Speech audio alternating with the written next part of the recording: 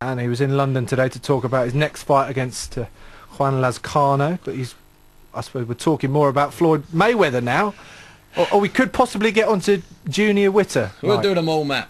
Doing them all. Let's start on Mayweather then. Let's start. I mean, what is going? All of a sudden, that's come from nowhere. It's the Hatton Mayweather 2. Well, yes and no. It's come from nowhere. It was out there just after the fight. But we thought at that stage that this was Ricky Hatton just saying what he felt he had to say. In other words, the referee impaired my style and destroyed my rhythm, impeded my performance, and so that was why in the end Floyd Mayweather ran away with it. He then said when he arrived back at Manchester Airport a few days later that he fancied a rematch, and we all thought, well, this was so one-sided. What's he talking about? Maybe he just feels he has to say that. But today they were saying it again, not just him, not just his father, but Richard Schaefer, chief executive of Golden Boy Promotions, who knows whether a fight can work or not. Yeah.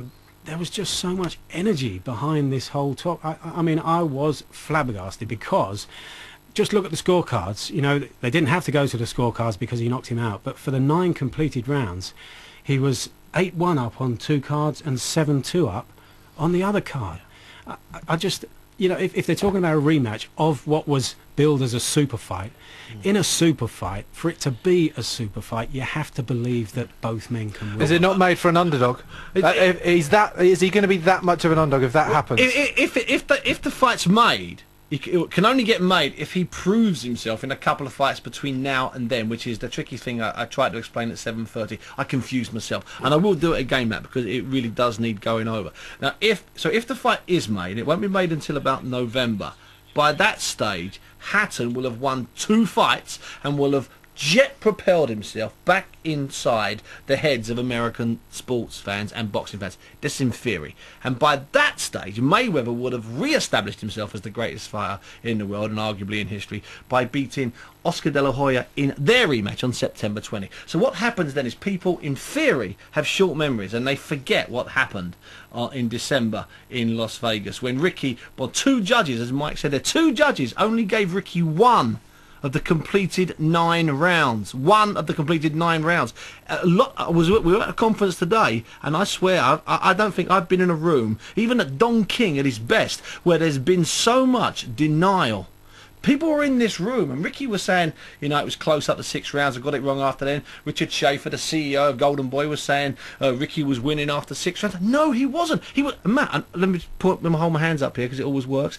I thought Ricky could win the fight going into it. So I'm not an after-timer here. I thought Ricky stood a chance if he boxed his fight. And what we heard today, the most disturbing thing we heard today, and I think Mike agrees, we haven't had a chance to chat it through, the most disturbing thing we heard today was Ricky Hatton say that on the night against Mayweather, he got his tactics right. Now, I can't even begin to explain to you how I don't think he got his tactics right. Wrong is not even the word. There were no tactics. But if he got his tactics right, then so what can be different second time round? And another key here, it will be at least at welterweight. I don't know how many times we've heard from Ricky and his people saying he's not a natural welterweight, and to take on the best in the world at a weight that is not your natural weight, I don't see it's feasible. They do.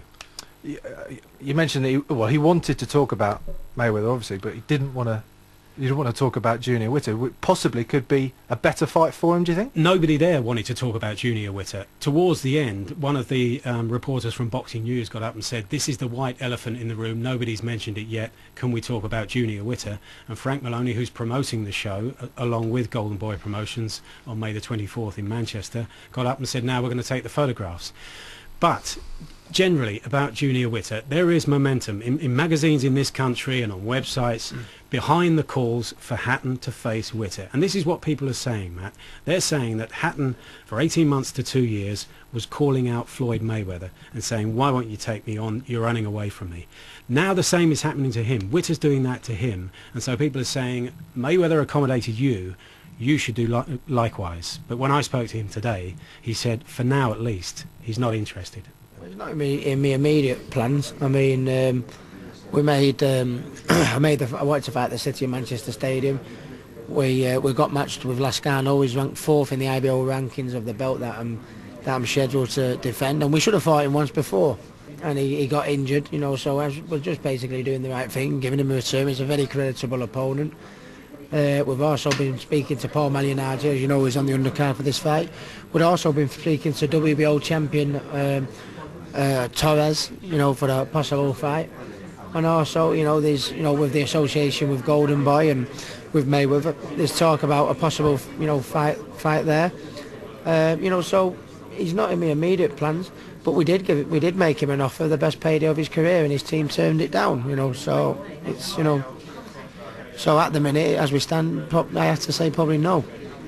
But you were saying that as a youngster, you remember the Ben Eubank fight in front of 45,000 people at Old Trafford. It could be built to be that big eventually, couldn't it? It could be, but I mean, I believe there's only one Ben and Eubank in it. I think Junior is. I mean, I've fought Kostya, and then I knocked out Carlos Mauser. Then I moved up and won a world title at welterweight. Moved back down, won another 2 world titles at light welterweight. Went to Vegas, knocked out Castillo. I fought the best pound for pound fighter in the world in Floyd Mayweather.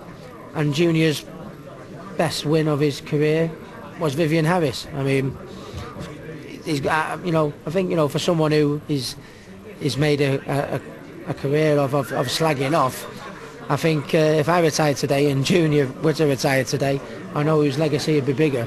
Sure, but you know, you're talking about going into promotion afterwards. Good guy, bad guy is always the best mix, isn't it? Of course it is, and I've just fought a bad guy, and I think if I beat Lascano, I'll fight another bad guy in Paul Malignaggi, because he's got another mouth on him. But no, I mean, I've just signed a deal with HBO, and you know, so and Golden Boy. So the idea is, even though it's not definite that all my fights have to be in the United States, I think the plan is to go there and go back, and there's bigger names in the States than Junior, and you know, I've done my part of the bargain, fighting who I fought in the last 6 fights who we've just mentioned, and Junior maybe do a little bit less talking and fight a few more guys of note where maybe HBO would be a little bit more interesting. I mean, don't get me wrong, I mean, I could wake up one morning and think, come on, let's make the fight and let's get it out of the way, but I mean, if Junior Witter's the fighter that he is, and he's better than me, and I'm running scared of him, whether we fight, whether we don't fight, his legacy will end up bigger than mine, won't it?